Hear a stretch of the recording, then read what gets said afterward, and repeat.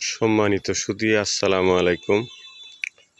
আমরা আজকে এসেছি পুরাতন ব্রহ্মপুত্র নদ, যে এক সময় প্রবহমান ছিল, বাহারি জাতির মাছ ছিল এবং দুপাশ দিয়ে পানি বয়ে যেত এবং ওখানে এক সময় এই নদীতে অনেক খরস্রোতা ছিল।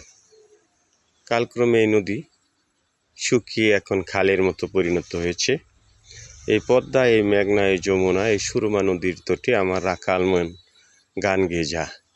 এই নদী দিয়ে একসময় পালতোলা নৌকা চলত এবং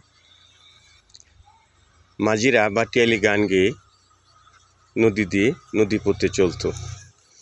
এই নদীপথ দিয়ে বৃহত্তর ময়মনসিংহ অঞ্চল দিয়ে বর্মি এবং নারায়ণগঞ্জ এই সমস্ত এলাকা মাল রপ্তানি হতো। আজকে সেই নদী শুকিয়ে খাল হয়ে যাচ্ছে।